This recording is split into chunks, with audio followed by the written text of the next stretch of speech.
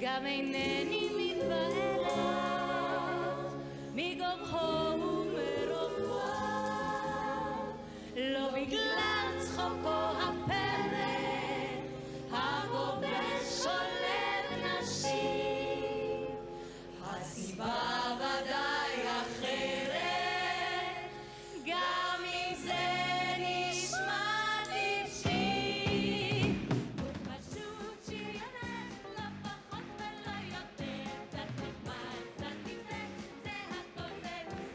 הפלוגה הזאת צרמה בכל החזיתות. במלחמת יום הכיפורים, שהייתה מלחמה קשה מאוד לעם ישראל, אבל לצערי על המלחמה הזאת מדברים רק על היומיים הראשונים שהיה אסון, במקום לדבר על אותם אנשים המנצחים שלאחר השלושה ימים שוועדת אגרנט חקרה, השמידו את האויב בצורה טוטלית מכל הכיוונים. לפלוגה הזאת בכל החזיתות היה חלק. לצוותים שנשארו עם טייגר, עם הפלוגה שלי, שהשמידו את הסורים בצורה, הייתי אומר, ניצחת, וללא אבדות בכלל, שזה דבר הישג אדיר בעוצמת האש שהייתה, אין אח ורע לדבר הזה במלחמות העולם, לא רק ישראל.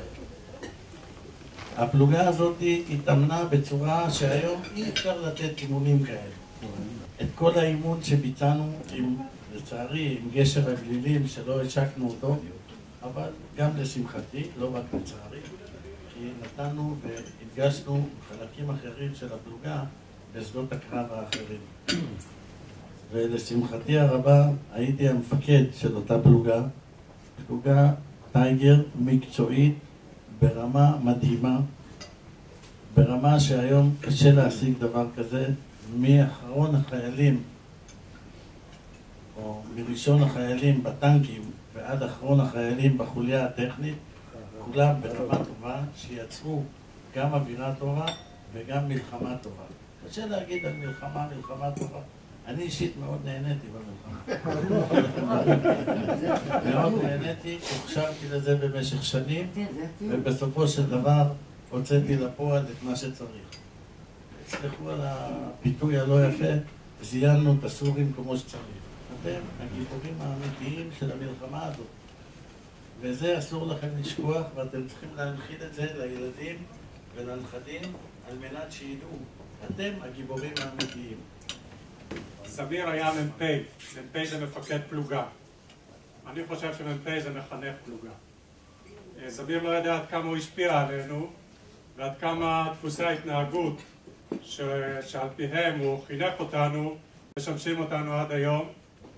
אנחנו לא נשכח את הסמיכות האלה שהיינו אוספים כל יום שישי, קושרים אותם, ובפנים הממיות שאסור שישמע רשרוש בממייה, וקופסת הסיגריות, הגפרורים שצריכה להיות מלאה, והמשחת נעליים שאסור שתהיה סרוטה, שכל דבר כזה גרם להישאר שבת. המשמעת שהופעלה כלפינו חינכה אותנו לדפוסי התנהגות מסוימים, שהיום בעסק שלי שכרוך בשמירה על חיי אדם, אני משתמש בכל מה שלמדתי מזמיר. אני, כדי לזכור שהייתה פלוגה של 11 טנקים ולא 7 טנקים, אז יש את הציור המפורסם. אני הבאתי ציור אחד שאני אתן אותו במתנה לזמיר.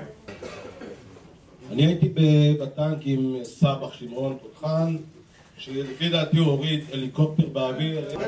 שבהליקופטר הזה היו 30 אנשי קומנדו סורים.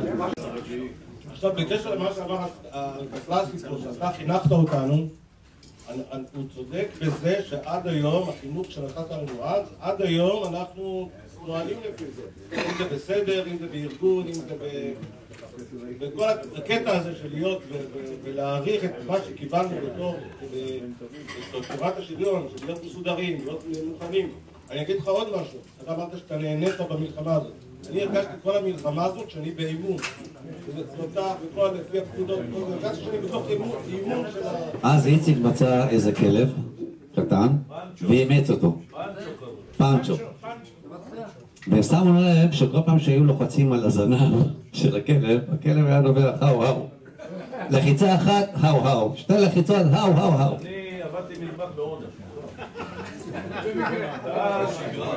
תגיד של מי העונש? העונש של זמיר. כל פלוגה צריכה להכין תוכנית אומנותית. אז באו לחבר'ה, אמרו לא, אנחנו נכנסים כל פעם. אני באתי, לקחתי את 3 המוסקטרים, ישבנו בחדר, משחקנו 6 עד הערב. אמרו לי, מה עושים? מתן עלי לספר כמה בדיחות, ככה זה היה. ואז מתן לחץ לו על הזנב לכלא, והתחיל לנבוח, אמרתי וואלה, אנחנו נשאיר פה כמו רכבת.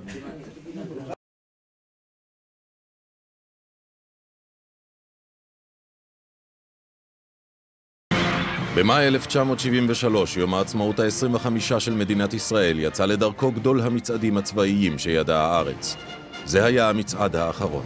נלך, ננצח עוד פעם, שום דבר לא יתפטר על ידי כך, אבל אם כך הם ירצו, אז כך זה יהיה.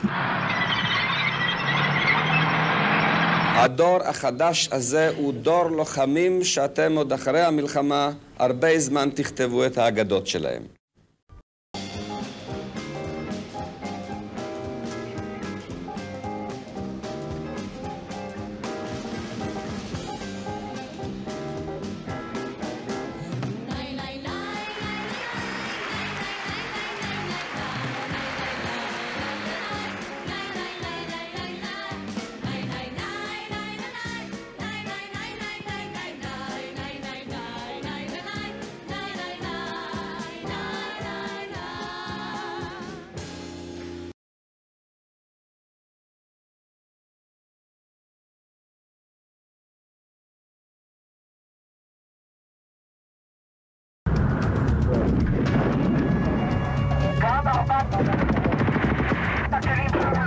כבר בשעות הראשונות של המלחמה, כשהטנקים הסורים שוטפים את רמת הגולן, רשמה פלוגת טייגר את הפרק הראשון בסיפור יוצא הדופן שלה.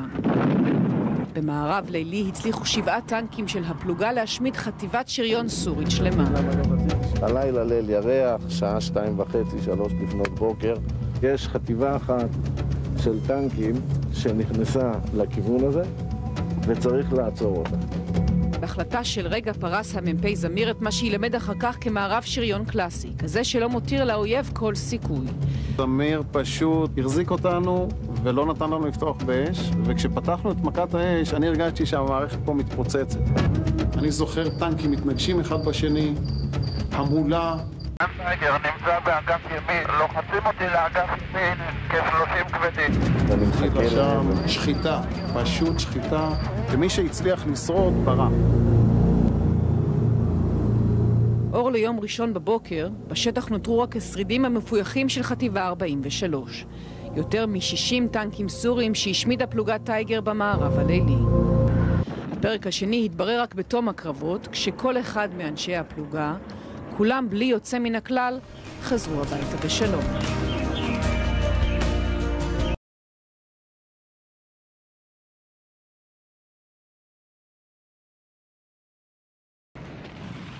כאן טייגר, קו אדום, לא יכול להחזיק יותר, אויב לוחץ מתרוון, הושמד כלי שלנו, חייב לפנות, גורר איתי שריד אחד עבור. אלה הם קולות של ייאוש. אחרי 3 ימים של מה נראה היה המצב בחירה. הסורים הצליחו להפתיע את ישראל, הם התכוננו לכבוש מחדש את גולן ולהמשיך דרומה. האם אתה רואה את הרכב שעולה לקראתך עבור?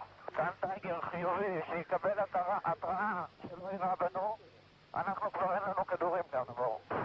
כאן פריט של טייגר, תפתית אחת, וציטט תיאור מצב לפי צפון דרום ולא ימין צפון. במקום שיזכה לימים לשם עמק הבכה מצפון לקונטרה ניצבו 450 טנקים סוריים מאורגנים ב4 חטיבות מול 150 טנקים ישראלים. מה קורה? טייגר! טייגר! וואלק, אתה נראה חתן. בחיי טייגר, פלוגת טייגר, פלוגת טייגר הגיבורה. בקיצור, אתם הצלתם את מדינת ישראל, חבר'ה. אם היה לי פעוטות, הייתי מעניק לכם אותו. בסדר. חבר'ה.